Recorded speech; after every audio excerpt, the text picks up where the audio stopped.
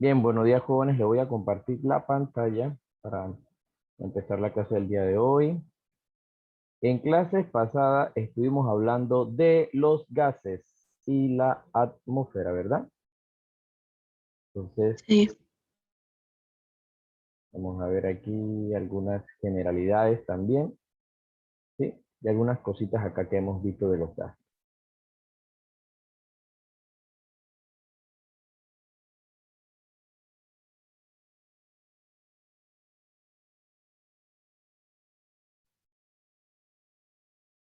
Esta diapositiva no, porque me salió en inglés.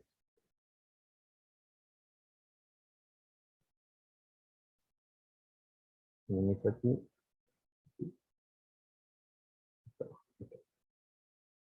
Bien, estamos entonces en el libro de la química de la ciudad central de Teodoro Brand. Ya habíamos visto qué era la atmósfera y vimos también que esta columna de gas llamada atmósfera la podemos o la usamos anteriormente, la medimos como presión, ¿ok? Entonces vimos también que algunos compuestos comunes, que son gases a temperatura ambiente, ¿no? Que lo podemos encontrar, como lo son el cianuro de hidrógeno, el sulfuro de hidrógeno, ¿sí? Que muchos son incoloros, inodoros, que no lo vamos a encontrar. Como el metano, ¿no? Que usamos para la cocina, ¿ok? Entonces, vamos a entrar a hablar ya un poquito de manera más técnica de la presión, ¿no? Más científica como tal. Entre las propiedades que un gas puede tener, están que podemos medir su temperatura, volumen y presión, ¿sí? Por lo tanto, no debe extrañarnos que muchos de los primeros estudios de gases se concentraron en la relación entre dichas propiedades, ¿no? Entonces, ya estudiamos el volumen y la temperatura. Nosotros ya vimos cosas de factores de conversión de volumen, temperatura, estas cosas. Ahora, que vamos a entrar en la presión, vamos a verla primero con sus características físicas. Sabemos que presión es fuerza entre área, ¿no? Si usted tiene una manguera y va a regar las matas, si usted va a regar las plantas, usted agarra y pone el dedo, si no tiene pistolita, en el huequito de la manguera, ¿no? ¿Qué está haciendo con eso? Está reduciendo el área por donde va a salir el agua. Por tanto, sale con mayor fuerza y eso genera una mayor presión. ¿Ok? Porque es así. Si el área es más grande, hay menos presión. Si el área es más pequeña, entonces la presión es mayor. ¿Ok? Entonces, esta es nuestra ecuación de presión, la primera ecuación física. Presión es fuerza entre áreas. Si aumenta la fuerza, aumenta la presión. El área entonces ya es inversamente proporcional. Si tú disminuyes el área, aumenta entonces la presión. ¿Ok? Entonces, todo gas ejerce una presión sobre cualquier superficie con la que está en contacto. Por ejemplo, un globo inflado, ahí estaba viendo los experimentos que algunos de ustedes enviaron, un globo inflado ejerce presión sobre la superficie interna del globo, o sea, lo empuja. Por eso cuando usted infla el globo, crece. ¿Ok? Ahora, cuando hablamos de presión atmosférica, podemos medir la presión a través de un barómetro, ¿no? Los seres humanos, los cocos, las moléculas, el nitrógeno, tienen algo en común, que experimentan una fuerza de atracción que tira de ellos hacia el centro de la Tierra. Esta fuerza nosotros la vamos a llamar fuerza de gravedad, ¿ok?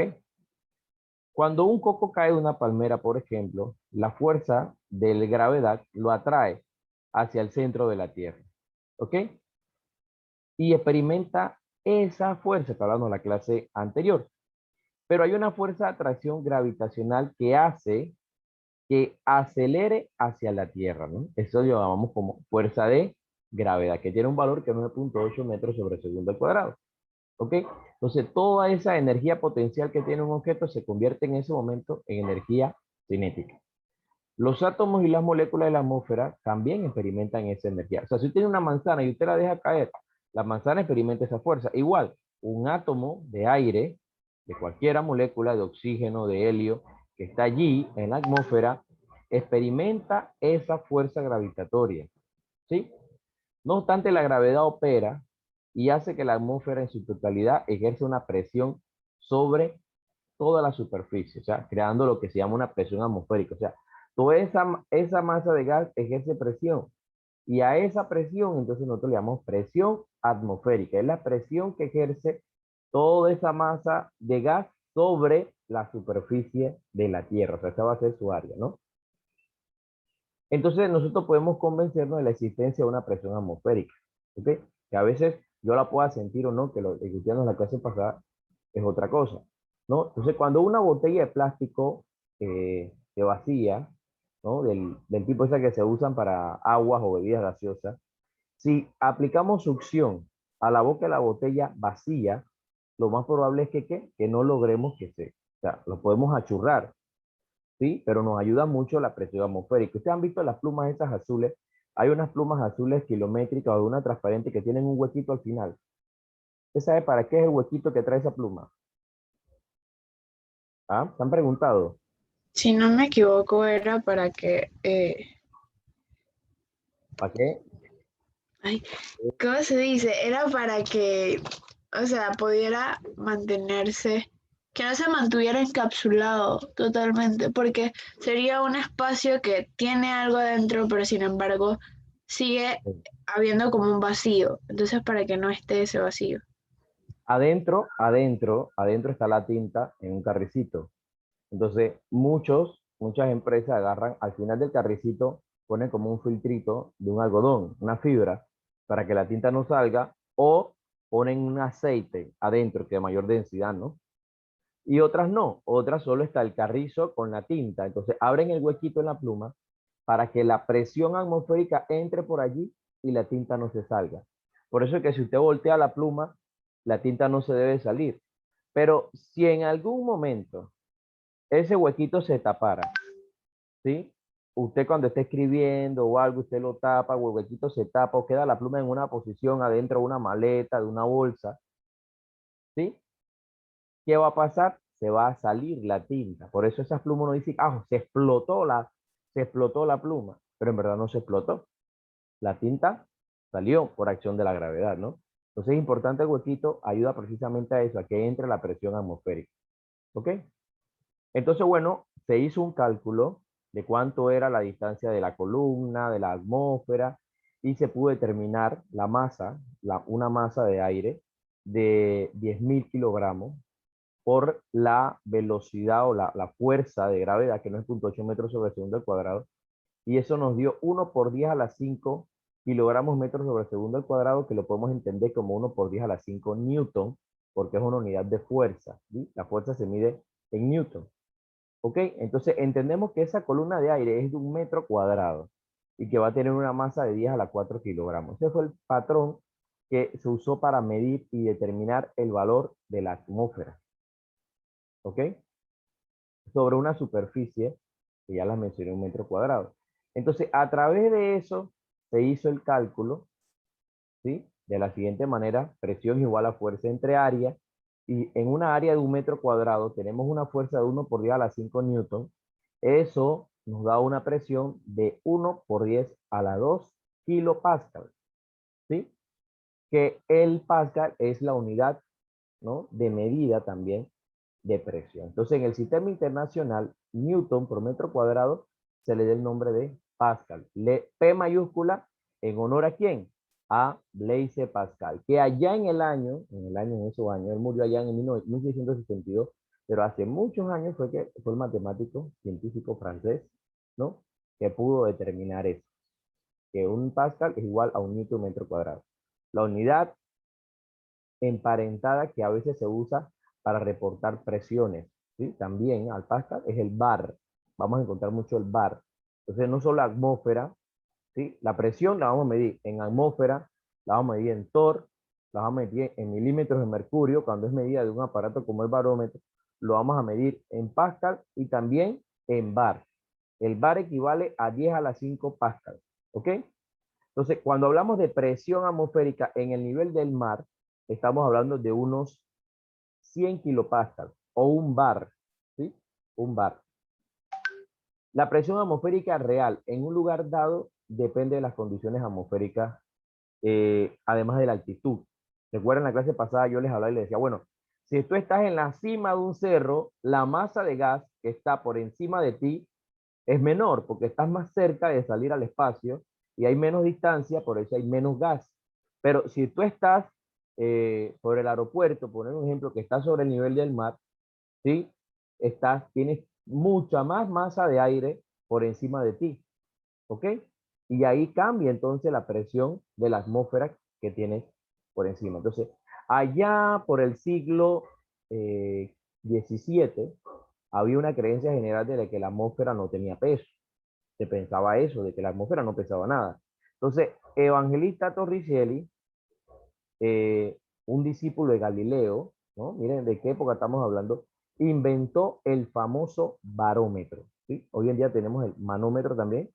Él inventó el barómetro, que era precisamente para eso, para medir la presión. Y solo para, bueno, para demostrar que lo que Torricelli decía no era cierto, ¿no? Usted sabe que Galileo siempre tuvo un montón de gente alrededor de él que eran alumnos de él y que fueron grandes descubridores, ¿no? Sí, siempre. Voy a mover la cámara por acá para que puedan ver las camaritas por aquí, acá. ¿Ok? Miren la figura que está al lado izquierdo del barómetro. ¿Sí? Bien sencillo. Aquí es un esquema, ¿no? Un bosquejo. El barómetro de mercurio, la presión atmosférica sobre la superficie del mercurio, representada por la flecha azul, es el mercurio, es el líquido plateado, eso que ven allí, es un metal líquido. Eh, y, o sea, esa es la flecha azul, la presión que entra al mercurio, que lo ven aquí, ¿ok? Entonces, es igual a la presión de la columna de mercurio de la flecha roja, acá. O sea, la presión entra por ahí y aquí hay un tubo, y esto va a subir. Cuando el mercurio sube, ¿sí? Entonces medimos esta altura. Esta altura que está aquí, la vamos a medir en milímetros, entonces se llama, por eso decimos que la presión tiene milímetros de mercurio, ¿ok? Y cuando ellos midieron eso, ¿sí? Les dio, hay una equivalencia entre la presión de una atmósfera equivale a 760 milímetros de mercurio, que es la altura de estos 760 milímetros de mercurio, ¿ok? Bueno, ya habrá tiempo de que podamos estudiar a fondo un barómetro cuando lo estemos en el laboratorio. Si tenemos barómetro, lo vamos a poder ver. ¿Ok? Bueno, la explicación propuesta por Torricelli en aquel tiempo enfrentó mucha oposición y algunos decían que era imposible que hubiera un vacío en la parte alta del tubo. O sea, en la parte, obviamente, para que eso pueda subir, se hace un vacío. O sea, aquí no hay gas, aquí no hay gas. ¿Sí? Aquí no hay, ahí no hay gas. Es como si usted pusiera el recipiente al revés y pone un compresor que saque el gas de adentro. Usted extraer todo el gas, que nos queda un vacío. Y el vacío succiona, ¿no? También. Ok. Entonces, sin embargo, Torricelli también tenía partidarios. Estaba el señor Blaise Pascual, por ejemplo, que hizo que llevaran uno de los barómetros a la cima. Había un cerro bien grande por allá de Puy de Dôme, ¿sí? Una montaña volcánica en el centro de Francia, y comparó sus lecturas con un barómetro igual, colocado al pie de la montaña, ¿no? Allá no era tan fácil, había que demostrar verdad que eso servía. Entonces, al acceder al barómetro por la montaña, la altura de la columna, a ver qué iba pasando, qué va a ir pasando, va a ir disminuyendo, porque la presión que se ejerce la flecha azul va a ser menor, entonces va a ir disminuyendo, ¿no? Eso también, si usted tiene una plumita de esa y usted va subiendo, cuidado, se le explota, ¿no? Se le puede reventar la pluma o hay que verlo. A veces pasa, a veces no, depende de las condiciones. ¿Ok? Entonces, esa columna que ven ahí, que les digo de 760 milímetros de mercurio, ya no llegaba tan alto, sino que iba disminuyendo. ¿Ok? Entonces, la cantidad de la atmósfera que ejercía la presión sobre la superficie disminuye a medida que uno sube.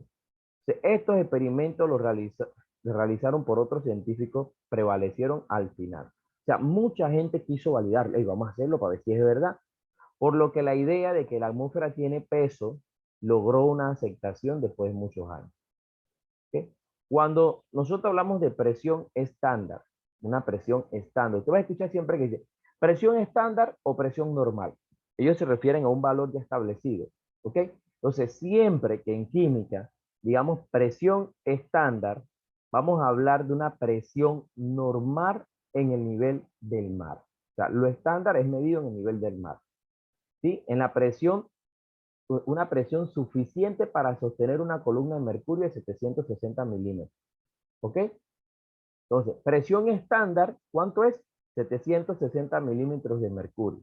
Y en las unidades del SI, eso viene siendo 1.01325 por 10 a la 5 pascal. ¿Ok? Entonces, la presión atmosférica estándar define algunas unidades, también está definida en unidades que no son del SI, ¿sí? Como suelen expresarse en atmósfera, por lo menos ATM, en milímetros de mercurio, como yo lo decía. Entonces, nosotros nos vamos a aprender estas equivalencias que las vamos a usar como factor de conversión. Una atmósfera es igual a 760 milímetros de mercurio, también es igual a 770 torr, y también es igual a 1.01325 por 10 a la 5 pascal. O bueno, si corremos el punto 3 veces, entonces nos da 101.325 kilopascal. ¿Ok? Entonces tenemos que estar clarito en esas equivalencias, ¿no? Y las unidades, bueno, son equivalentes, ¿sí? Torr y milímetro de mercurio es equivalente, nada más que, bueno, lo midieron en aparatos distintos, en épocas distintas, todo el mundo quería tener entonces su aparato de medir presión. Y el mundo no era tan unificado como ahora, ¿no? Que muchos países, por lo menos en el caso del dólar, usan el dólar estadounidense y muchos otros usan el euro, ¿no? Allá cada quien hacía su unidad de medida, cada quien tenía forma de medir temperatura, de medir masa, ¿no? Y nos han heredado ahora el problema de las conversiones a nosotros. Y la comunidad científica trata de unificar haciendo el sistema internacional. ¿Ok? Entonces, veamos el primer ejemplo, el primer ejercicio aquí. Dice, convierta 0.357 atmósfera a torr. Esa es la primera. La segunda, convierta 6.6 por 10 a la 2 torr a atmósfera. Y la tercera, convierta 147.2 kilopascal a torr. Entonces, ¿cómo vamos a hacer eso? Bien. En el primer caso, como tenemos atmósfera, 0.357 atmósfera, vamos a usar la equivalencia esta. De una atmósfera equivale a 760 torr como un factor de conversión. Voy a poner ATM en la parte de abajo, una atmósfera, para que se cancele con atmósfera del lado de acá. Y arriba, abajo lo que quiero cancelar, arriba mi respuesta, la que quiero, 760 torr. ¿Ok? De esta manera se cancela la atmósfera y multiplico 0.357 por 760, eso me va a dar 271 torr. Ahora, pregunto yo, en la multiplicación, ¿sí? Que tal vez algunos en el ejercicio pasado, en el examen pasado, tuvieron mala la respuesta o no encontraban la respuesta y me decían, profesora, la calculadora dice que da un valor, pero allá yo veo otro número, ¿cómo yo sé cuál de los valores es correcto? Entonces ahora yo les voy a preguntar, porque eso, bueno, eso se da en matemáticas, porque son operaciones matemáticas y usted debe saber cuando usted multiplica cuántas unidades usted da. Diana, si yo multiplico, ¿sí? Mi respuesta, ¿cuántas cifras debe de tener? ¿Cuántas unidades debe de tener mi respuesta? Diana, ¿Puedo volver a repetir eso? cuando yo multiplico, ¿sí? Mi respuesta, ¿cuántas cifras debe de tener? 3. ¿Ah? O sea, ¿dónde me fijo? O sea, ¿de qué número me valgo para decir que debe tener 2 o 3 o cuánto? Mira, si tú multiplicas ahorita, agarren todo su calculadora, que deben de tenerla ahí, si no con el celular.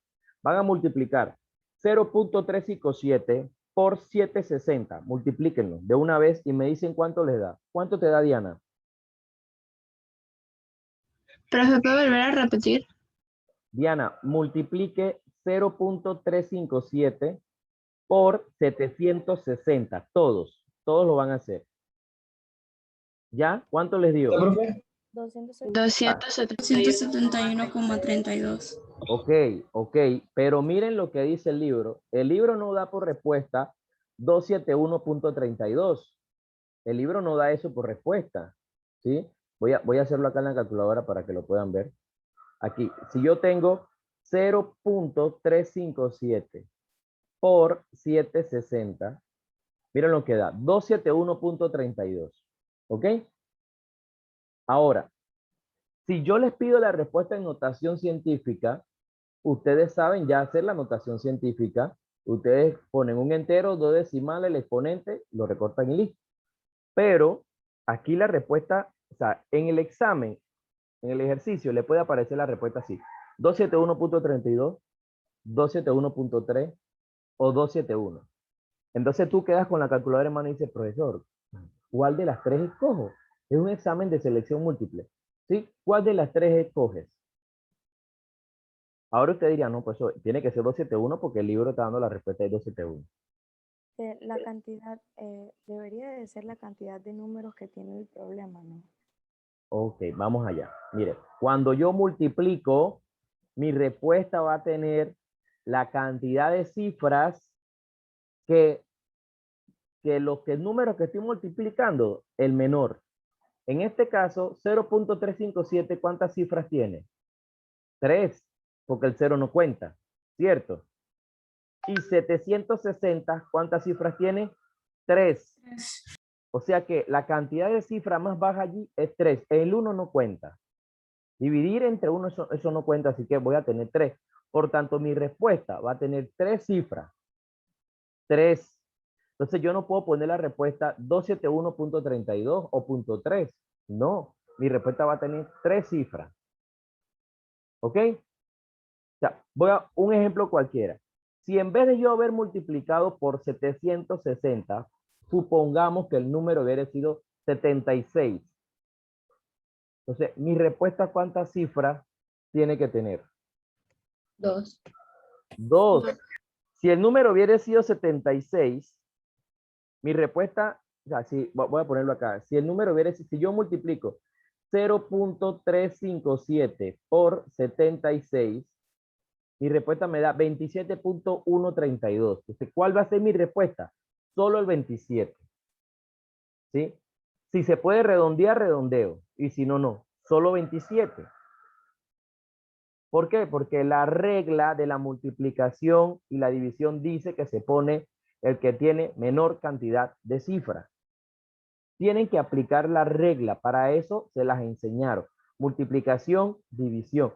En la suma y en la resta, ¿sí? La regla dice que es, si hay alguno que tiene punto decimal, es el que tiene la menor cantidad de puntos decimales. ¿Ok? Ustedes tienen que buscar esa regla para que la puedan aplicar.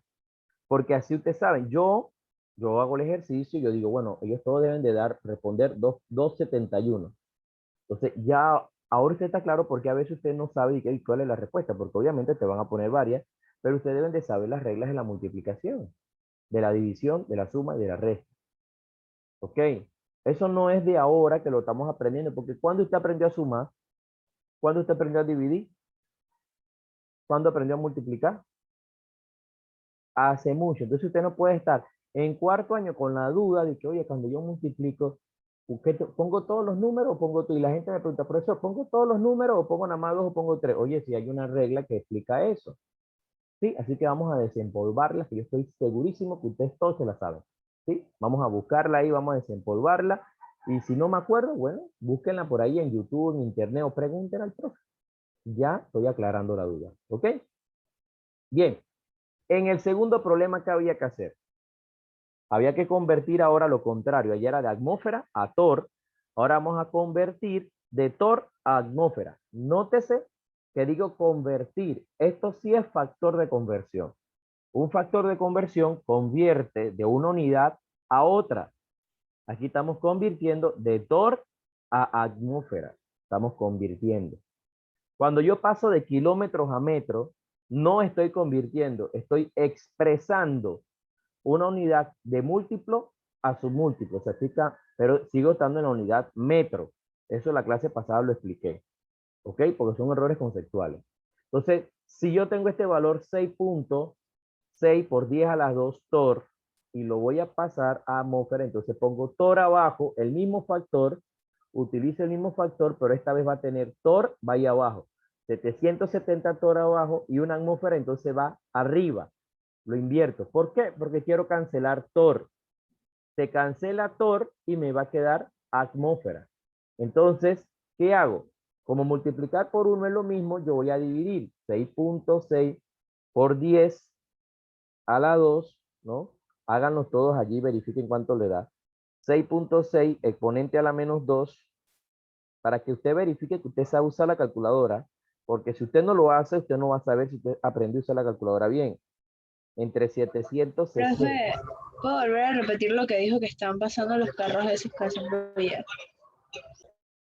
Que vamos a multiplicar 6.6 por 10 a la menos 2 por 1, pero eso da lo mismo, así que no es necesario hacerlo. Entonces van a dividir 6.6 por 10 a la menos 2 entre 760 torr.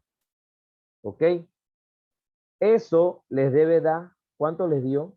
Dígame el valor que les dio.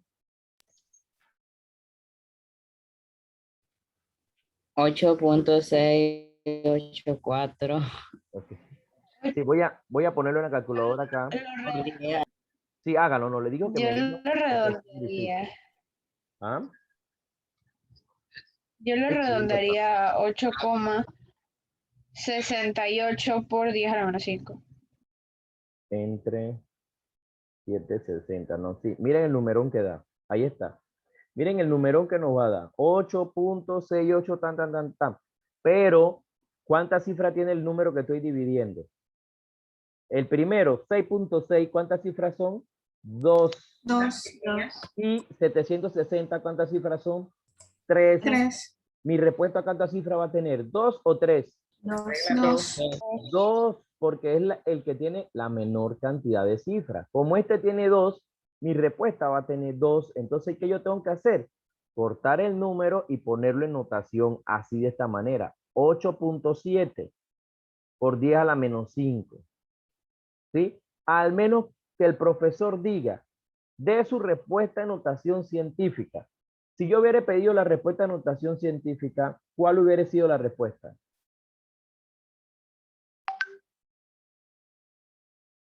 Si yo digo de la respuesta en notación científica, ¿cuál hubiera sido la respuesta? La notación científica tiene un entero y 2 decimales. ¿Ok? El número que pusieron ahí tiene ¿cuánto? Un entero y un decimal. ¿Cuánto? un decimal. Si fuera notación científica sería entonces 8,68. Exacto. 8,68 por 10 a la ¿qué? Por 10 a la menos 5.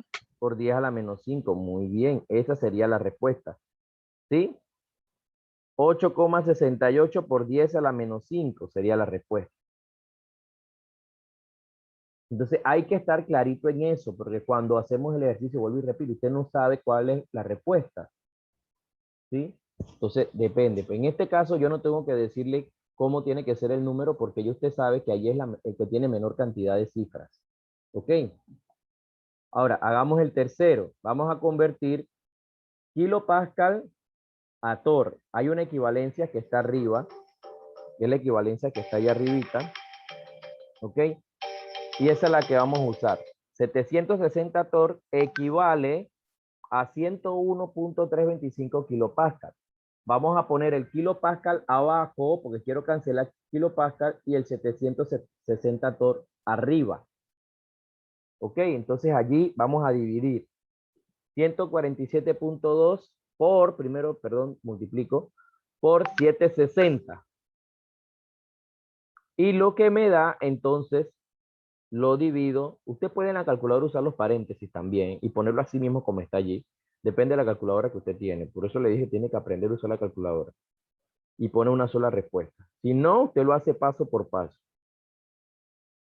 ¿Sí?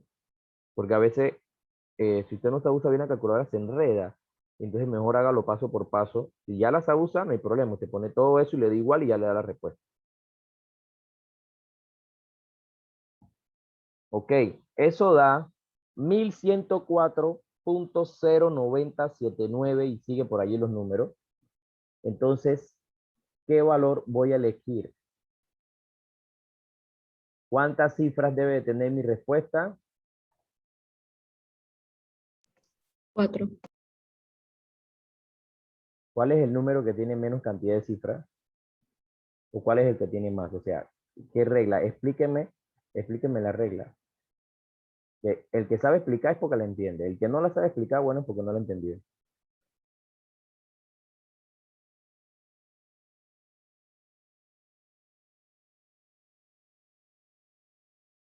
Ok, primero yo multiplico 1.47.2 por 760. Ok, como estoy multiplicando, este tiene 1, 2, 3, 4. El de acá tiene 4 cifras, ¿sí? Y el de acá tiene 3. O sea que mi respuesta allí va a tener 3 cifras. ¿Ok? Pero el de abajo tiene ¿cuántas? 3, 4, 5, 6. ¿Cuántas cifras tiene esto? 1, 2, 3, 4, 5, 6. Mi respuesta, ¿cuántas cifras va a tener? Aquí 4. el libro le da 4, pero ¿por qué 4? Porque 147,2 es la menor cantidad de cifras significativas. ¿Y cuántas cifras hay ahí? Pero el de arriba, 760. 760 no son 3. Sí, pero ese es el valor que es ya establecido, ¿no? 760 no es un valor arbitrario. ¿Quién dice otra cosa? ¿O quién dice lo mismo?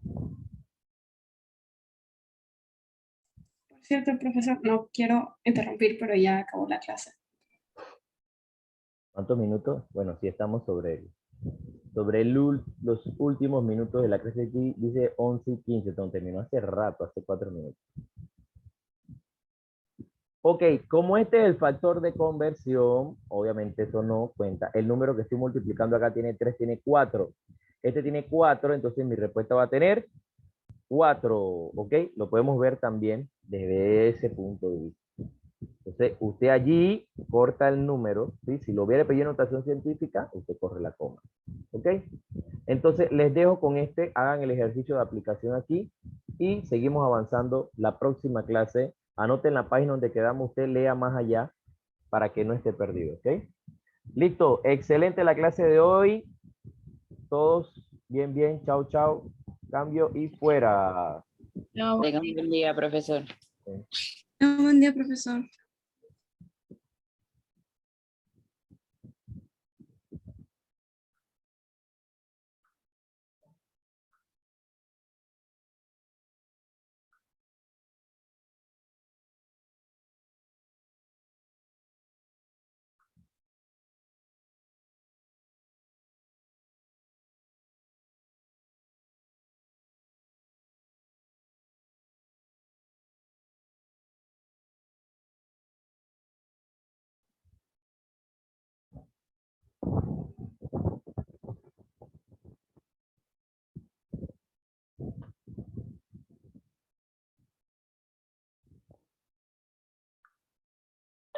Son 5 problemas. ¿Quieres los 5?